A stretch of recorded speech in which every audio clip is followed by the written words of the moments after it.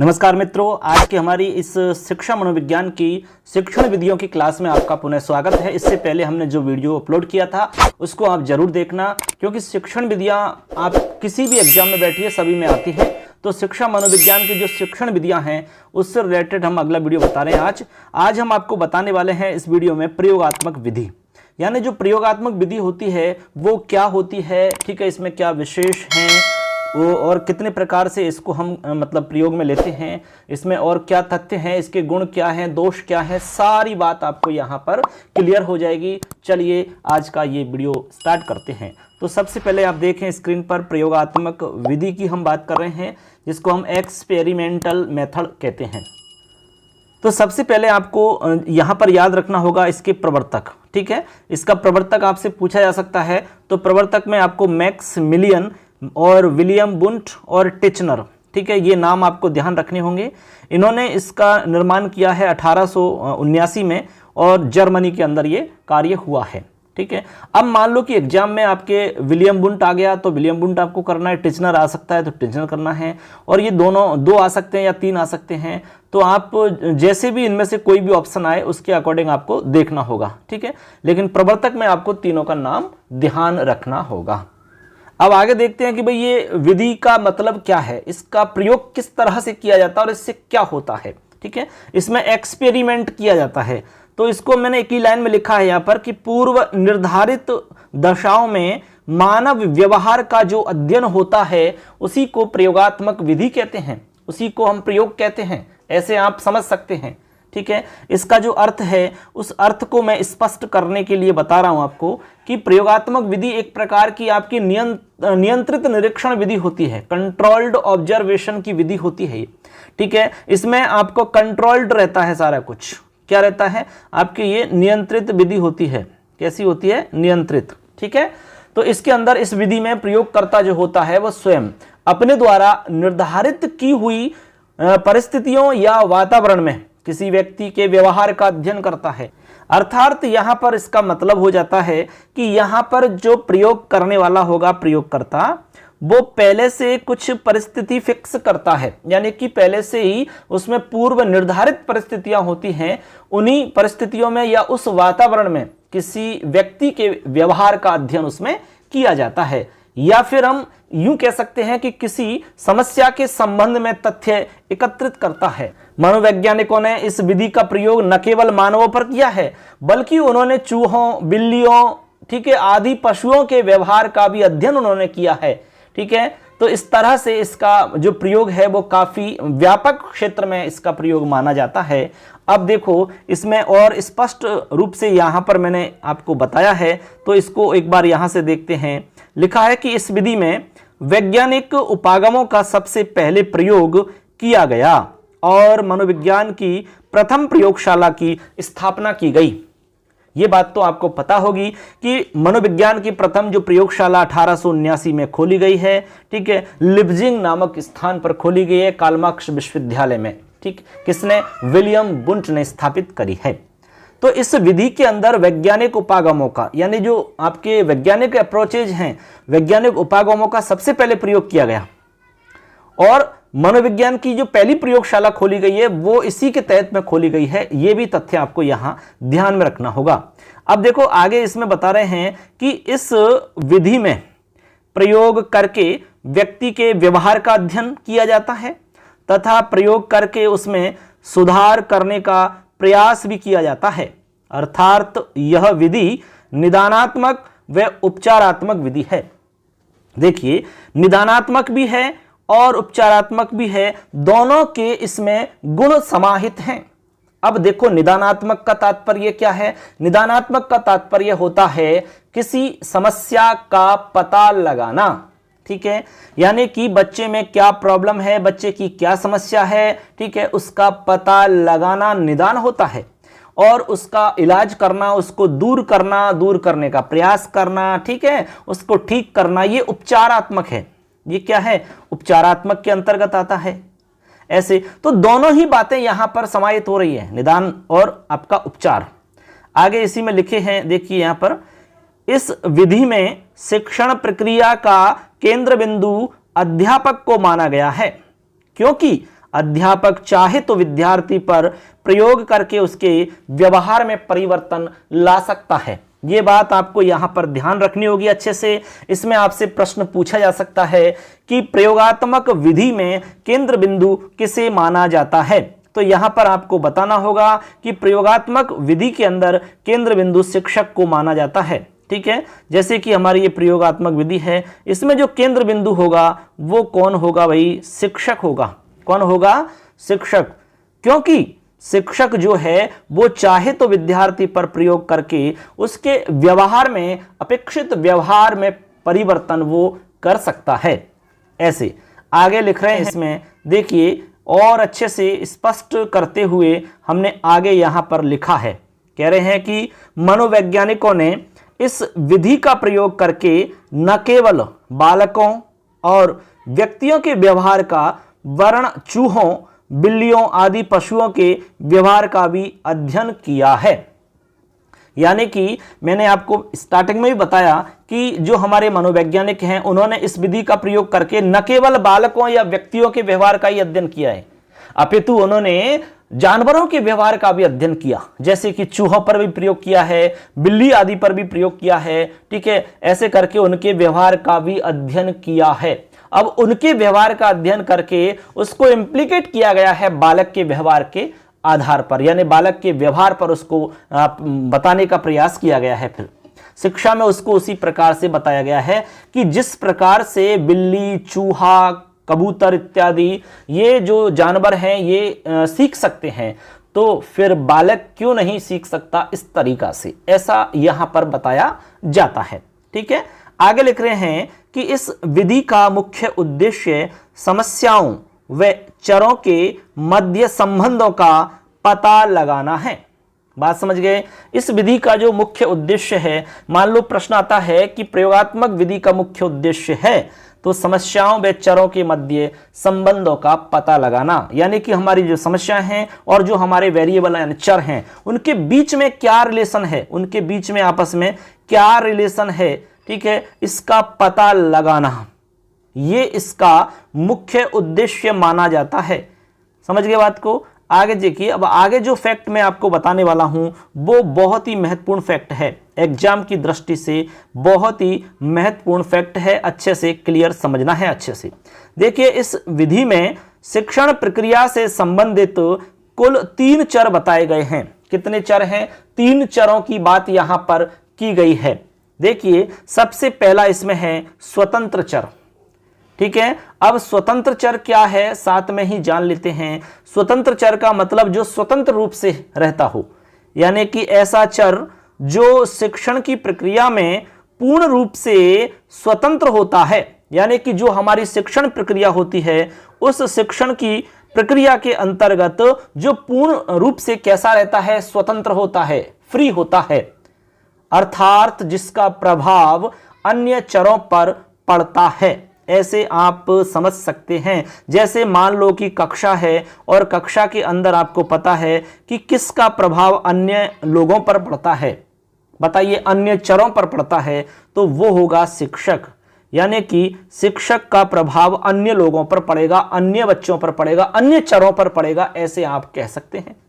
तो यही तो बता रहे हैं इसमें, क्यों ये पूरी तरीका से कैसा होता है? स्वतंत्र होता है, जिसका प्रभाव अन्य चरों पर पड़ता है तो बच्चे इत्यादि पर उसका प्रभाव पड़ेगा। उदाहरण के लिए यहां पर दिया है जैसे कि अध्यापक। ठीक है, मैंने आपको समझा दिया अध्यापक, जैसे कि कक्षा है, कक्षा के अंदर अध्यापक और बहुत सारे बच्चे हैं।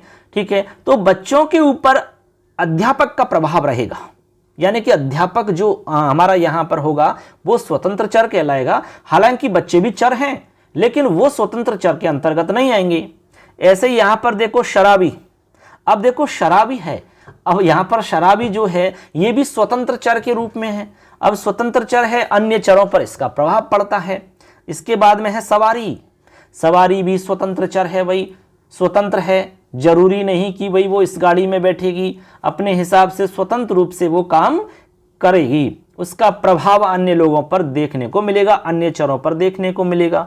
तो आपको ध्यान में रखना होगा कि अध्यापक है, शराबी है, सवारी है, ये सब आपके स्वतंत्र चर के अंतर्गत आते हैं। अब हमारा सेकंड है आश्रित चर।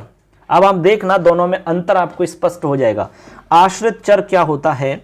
ऐसा चर जो स्वतंत्र चर पर आश्रित होता है। बात समझना, जैसे हमने कहा कि स्वतंत्र चर तो वह होता है जो शिक्षण की प्रक्रिया में पूरी तरह से स्वतंत्र होता है, जैसे कि शिक्षक। तो इसी तरह से यहां स्पष्ट कर रहे हैं कि ऐसा चर जो स्वतंत्र चर पर आश्रित होता है, ठीक है, यानी कि शिक्षक पर आश्रित, जैसे कि जिस पर स्वतंत्र चर का प्रभाव पड़ता हो, यानी कि हमारा जो स्वतंत्र चर है उसका प्रभाव दिखाई देगा। तो यहां पर देखिए विद्यार्थी हो गया, हमने पहले ही कहा कि भाई स्वतंत्र चर का अन्य चरों पर प्रभाव पड़ता है, तो वो अन्य चर है ना, वो आश्रित चर कहलाएंगे।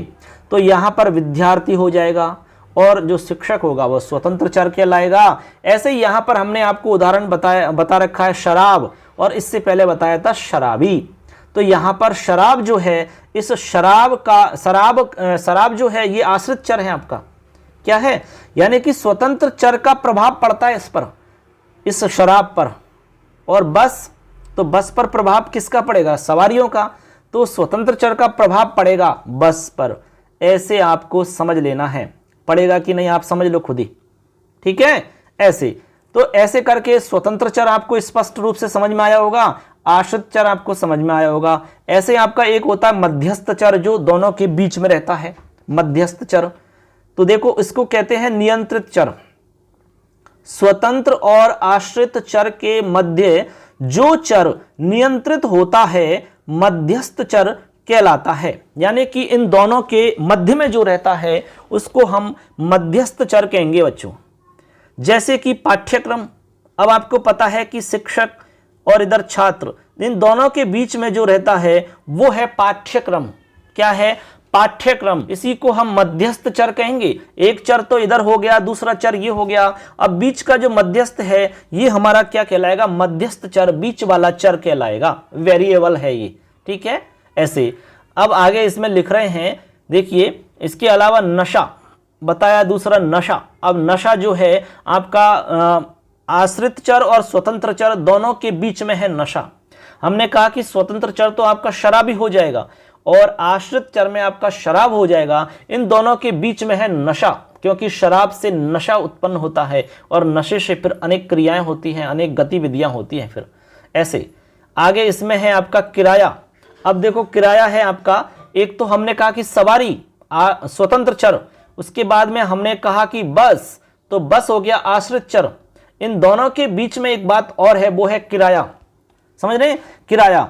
तो यहां पर स्वतंत्र और आश्रित चर के मध्य में जो है आपका स्वतंत्र नियंत्रित चर, तो इस तरह से यहां पर दोनों के मध्य में जो है वो आपका मध्यस्थ चर कहलाता है। तो इस तरह से आपको यहां समझ में आया होगा कि मध्यस्थ चर क्या है।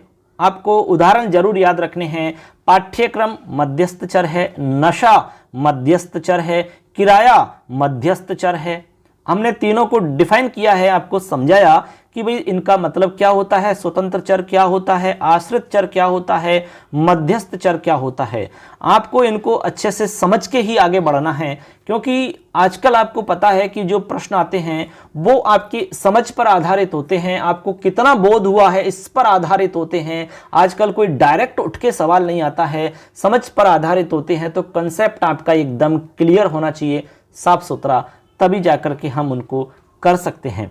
अब देखो इनमें से आगे, अब देखो आगे इसी से जुड़ा हुआ हमारा एक बिंदु और बच रहा है, गुण और दोष का। यानी कि इस विधि के क्या गुण हैं और इसके क्या दोष हैं, यहां से भी आपको निश्चित रूप से प्रश्न देखने को मिलेगा। और ये जो प्रश्न यहां से बनेगा वो बनेगा आपका कथन वाला, यानी कि निम्न में से कौन सा कथन प्रायोगिक विधि से संबंधित है, या कौन सा कथन प्रायोगिक विधि का गुण है, या कौन सा दोष है, कौन सा गुण नहीं है। ऐसे कोई भी सवाल बन सकता है। इसलिए हमें गुण भी समझने हैं और दोष भी समझने हैं, तभी जाकर के हमारी ये प्रयोगात्मक विधि स्पष्ट रूप से हमारे समझ में आ जाएगी। अब चलिए बच्चों यहां पर हम देखते हैं इसके गुण कौन कौन से हैं, इनके गुणों को समझते हैं। तो सबसे पहला इसका गुण है, इसकी वैधता व विश्वसनीयता सर्वाधिक होती है। यानी कि प्रयोगात्मक जो हमारी विधि है इसकी वैधता का मतलब यहां पर वैलिडिटी से है और विश्वसनीय का मतलब है इस पर विश्वास करने से है। यानी कि इसलिए हम इनको वैधता और विश्वसनीयता सर्वाधिक मानते हैं कि इसके जो निष्कर्ष होते हैं वो सत्य होते हैं, सत्यता पर आधारित होते हैं। निष्कर्षों की सत्यता की जांच प्रयोग को दोहरा करके इसमें की जा सकती है, या फिर हम यूं कहें कि इसमें आंकड़े और तथ्य एकत्रित किए जाते हैं, इसलिए यहाँ पर वैधता और विश्वसनीयता ज़्यादा पाई जाती है। तो ये आपको स्पष्ट समझ में आ गया होगा। आगे कह रहे हैं कि वस्तुनिष्ठ एवं वैज्ञानिक विधि है। यहाँ पर वस्तुनिष्ठ इसलिए है क्योंकि विश्वसनीय है, तो वस्तुनिष्ठ अपने आप ही हो जाएगी। वैज्ञानिक विधि का इसमें हम प्रयोग करते हैं, ठीक है। वैज्ञानिक विधि में जिस तरह से हम स्टेप्स का प्रयोग करते हैं, जिस तरह से वैज्ञानिक विधि को हम फॉलो करते हैं, इसी तरह से यहाँ प्रयोगात्मक विधि को भी किया जाता है, क्योंकि प्रयोग जो होता है वो भी एक सिस्टेमेटिक तरीका से होता है और वैज्ञानिक विधि भी एक सिस्टेमेटिक तरीका से कार्य करती है। ऐसे आगे कह रहे हैं कि निष्कर्ष की सत्यता की जांच की जा सकती है या प्रमाणित किया जा सकता है, यानी कि जो निष्कर्ष हमारा निकलता है उसकी सत्यता की जांच की जा सकती है कि ये जो हमने निष्कर्ष निकाला है वो सही है या नहीं है। यहाँ पर इस तरह से हम इसको जांच कर सकते हैं, देख सकते हैं अच्छे से, ठीक है। तो ये हमारा इसमें गुण है। आगे कह रहे हैं कि मनोविज्ञान की एकमात्र क्रमिक एवं सुव्यवस्थित वैज्ञानिक निष्कर्ष प्राप्त करने के लिए उपयोगी विधि मानी जाती है। बात स्पष्ट है, ये एकमात्र विधि मानी जाती है जिसमें क्रमिक और सुव्यवस्थित वैज्ञानिक निष्कर्ष प्राप्त किए जाते हैं। इसके आधार पर वैज्ञानिक निष्कर्ष हम प्राप्त कर सकते हैं और वो भी एकदम सिस्टम से प्राप्त कर सकते हैं इसमें, ठीक है। क्योंकि इस विधि ने अनेक नवीन और उपयोगी तथ्यों पर प्रकाश डाला है। शिक्षण के लिए किन उपयोगी विधियों का प्रयोग करना चाहिए, कक्षा में छात्रों की अधिकतम संख्या कितनी होनी चाहिए, पाठ्यक्रम का निर्माण किन सिद्धांतों के आधार पर होना चाहिए, इस तरह का एक व्यवस्थित यहाँ पर एक सिस्टम से जो हमारा एक ज्ञान होता है उसको यहाँ पर बखूबी बताया जाता है। तो इस तरह से यहाँ पर क्रमिक और सुव्यवस्थित वैज्ञानिक निष्कर्ष प्राप्त भी किए जा सकते हैं। ऐसे आगे कह रहे हैं कि शिक्षा संबंधी समस्याओं का समाधान इससे किया जा सकता है। शिक्षा संबंधी बहुत सारी समस्याएं होती हैं, आपको पता है, तो उन समस्याओं के समाधान के लिए भी हम इस विधि को प्रयोग में लेते हैं, क्योंकि हम प्रयोग करके पता लगाते हैं कि भाई कौन कौन सी समस्याएं हैं और उनका समाधान किस तरह से किया जाता है। तो इस तरह आपने देखे कि प्रयोगात्मक विधि के कौन कौन से गुण होते हैं। तो हमने यहाँ पर मुख्य जो हमारे गुण हैं उनको यहाँ व्याख्या के साथ में आपको समझाया है। अब आपको पता है कि गुण हैं तो दोष भी होंगे, तो इसके हम दोष भी जान लेते हैं। अब चलिए यहाँ पर हम दोषों को जान लेते हैं कि भाई इस विधि के कौन कौन से दोष हैं। सबसे पहला है इसमें सबसे अधिक खर्चीली विधि है। आपको पता है कि इस विधि में बहुत सारा खर्चा हो जाता है और आपको पता है कि समय भी बहुत लगेगा इसमें। आपको पता है जहाँ भी हम इसका मतलब प्रयोग करेंगे तो वो एक हमारे हिसाब से सही जगह होनी चाहिए, एक वातावरण उसका सही फिक्स होना चाहिए, एक निश्चित परिस्थिति उसमें रहती है, हमारी एक निश्चित वातावरण होता है, उसी में हम प्रयोग कर सकते हैं। तो इसमें समय भी ज़्यादा लगेगा, साथ साथ में आपको पैसा भी ज़्यादा खर्च करना पड़ता है, इसलिए यह विधि अधिक खर्चीली बताई जाती है, ठीक है। तो ये एक प्रकार का दोष माना जाता है इसका, क्योंकि इसको सामान्य रूप से हमेशा प्रयोग में नहीं ले सकते। आगे कह रहे हैं, अब चलिए इसमें सेकंड नंबर पे है, देखिए यहाँ लिखते हैं कि प्रयोग में कृत्रिमता स्वाभाविक है, यानी कि प्रयोग के मध्य में इसमें बनावटीपन भी हो सकता है, यानी कि कृत्रिमता भी स्वाभाविक रूप से देखी जाती है। जैसे मान लो कि आप किसी बच्चे पर प्रयोग कर रहे हैं इस विधि का, तो वहां पर ये जरूरी नहीं कि जो बच्चा मतलब जो आपको आंकड़े बता रहा है, जो कुछ भी आपको बता रहा है वो वास्तव में सही बता रहा हो। वहां पर उसका स्वभाव कृत्रिम भी हो सकता है, बनावटी भी व्यवहार वहां पर उसका हो सकता है। तो कह रहे हैं कि प्रयोग में कृत्रिमता भी स्वाभाविक है। तो वहां पर जब कृत्रिमता आ जाती है तो वहां पर ओरिजिनलिटी कम हो जाती है, ओरिजिनल चीजें आपके सामने नहीं आ पाएंगी। ऐसे ये एक प्रकार का दोष है इसमें, ठीक। आगे कह रहे हैं कि हर वस्तु की सत्यता की जांच करना अत्यंत कठिन कार्य है। हमने आपको इसमें गुण में बताया था कि जांच कर सकते हैं, लेकिन हर वस्तु की जांच करना बहुत कठिन काम है। ऐसे नहीं कर सकते आप हर वस्तु की जांच करने बैठ जाएं, तो ये संभव नहीं होता है।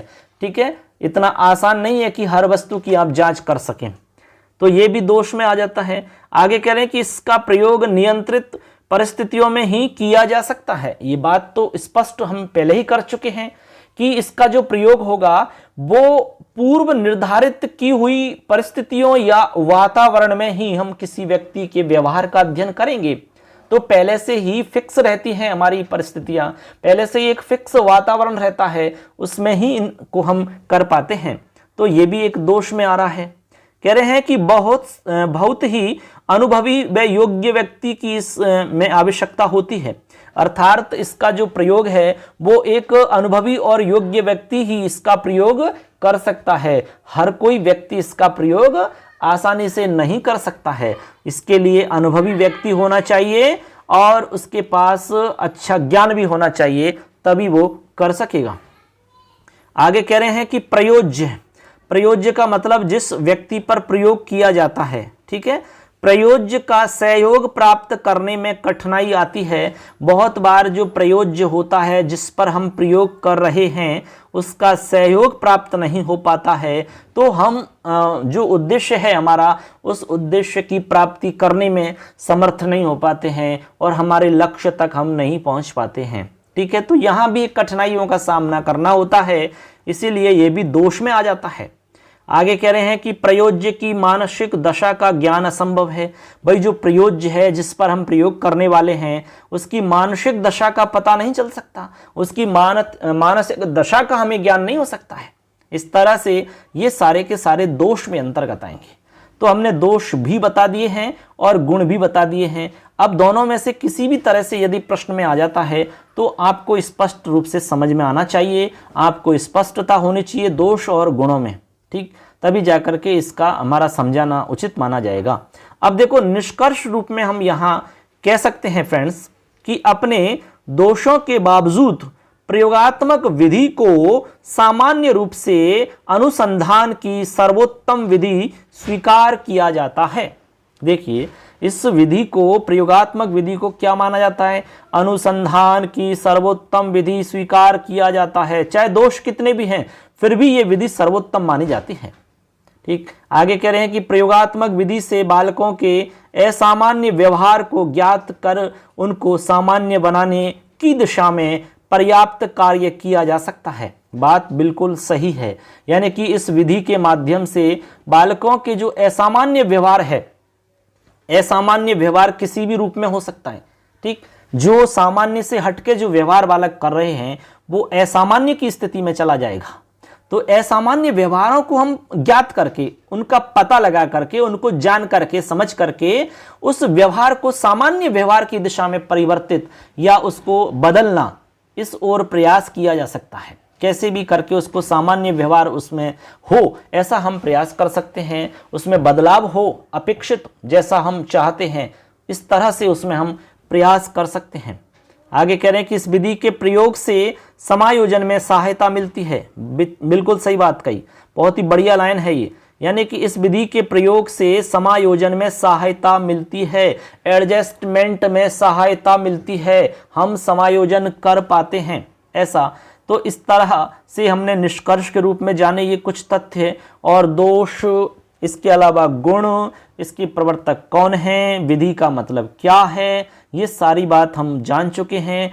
तो अब उम्मीद है कि आपको ये विधि क्लियर हो गई होगी, क्योंकि जो विधियां हैं शिक्षा मनोविज्ञान के अंदर ये थोड़ी जटिल मानी जाती हैं। इनमें से जो प्रश्न आते हैं वो आपके ऑथेंटिक नहीं आते, डायरेक्ट एक दो सवाल आ सकते हैं, लेकिन ज़्यादातर जो सवाल होते हैं वो आपके समझ पर आधारित होते हैं। इसलिए हमारा प्रयास है कि आपको अच्छे से समझाएं और आपको अच्छे से समझ में आए। ठीक है, तो इससे रिलेटेड आपका कोई सवाल है तो आप हमें कमेंट के रूप में सवाल पूछ सकते हैं। इसी तरह से हम आपको इस नोट्स की सहायता से आपको पूरा कोर्स यहाँ करवाएंगे। और आप यदि ये पीडीएफ नोट्स डायरेक्ट हमसे आप चाहते हो तो इसके लिए आप हमारे मोबाइल एप्लीकेशन को अभी प्ले स्टोर से डाउनलोड करें। स्क्रीन पर दिख रहा होगा, ये हमारा लोगो है, मिशन करियर क्लासेज हमारे ऐप का नाम है। इस ऐप पर आपको पूरे नोट्स मिल जाएंगे, साथ ही आपको टॉपिक वाइज टेस्ट भी मिल जाएंगे। टेस्ट सीरीज आप ज्वाइन कर सकते हैं और अच्छी तैयारी आपकी कर सकते हो। इस टॉपिक से आपके कौन कौन से प्रश्न बन सकते हैं ये आपको वहां मिल जाएंगे और अपना टेस्ट दे करके मूल्यांकन भी कर सकते हो आप। ठीक, वहां आपको क्लासें भी मिल जाएंगी, लाइव क्लास भी है, रिकॉर्डेड क्लास भी है, जैसी आप चाहते हो वैसी क्लासें आपको मिल जाएंगी। तो फ्रेंड्स, आज की हमारी क्लास पूरी हो जाती है। नेक्स्ट क्लास में हम आपको आगे जो विवरणात्मक हमारी विधियां हैं उनमें से आपको 2-2, 3-3 विधियों को एक वीडियो में बताएंगे, क्योंकि वीडियो थोड़ा लंबा होता है तो दिक्कत आती है उसमें पढ़ने में भी और हमें पढ़ाने में भी समस्या आती है जब लंबा हो जाता है। तो फ्रेंड्स, इस तरह हमारा ये वीडियो पूरा हो जाता है। नेक्स्ट वीडियो का आप इंतजार करें। नेक्स्ट वीडियो में आपको जो हमारी और बची हुई विधियां हैं उनको पूरा करवाऊंगा मैं। कंप्लीट कोर्स आपका हो जाएगा। निश्चित रूप से आप जुड़ जाइए, चैनल को सब्सक्राइब कर लो, अपने दोस्तों को शेयर कर दीजिए। और नेक्स्ट जो हमारी क्लास होगी उसमें लगभग 2 या 3 विधियों को मैं लूंगा। ऐसे ही करके उसमें आगे जितनी विधियां रहेंगी उनमें एक वीडियो में 2-2, 3-3 के हिसाब से मैं पूरी करवा दूंगा। ठीक है, उसके बाद में जैसे हमारा पूरा चैप्टर हो जाएगा, पहली यूनिट हो जाएगी, उसके बाद में आपका टेस्ट लिया जाएगा। यहाँ पर आपको मॉडल पेपर यहाँ पर दिया जाएगा टेस्ट के रूप में, तो उसको मैं सॉल्व करवाऊंगा व्याख्या के साथ में। ऐसे पूरा सिलेबस आपको यहाँ पर ढंग से करवाया जाएगा। ठीक है, एकदम क्लियर अच्छे से आपको समझाएंगे यहाँ पर। चाहे आप रीड की तैयारी करो, सेकंड ग्रेड की करो और फर्स्ट ग्रेड की करो, सबको साथ में लेकर चल रहे हैं यहाँ पर। तो धन्यवाद सबके लिए, थैंक्स। मिलेंगे नेक्स्ट वीडियो में।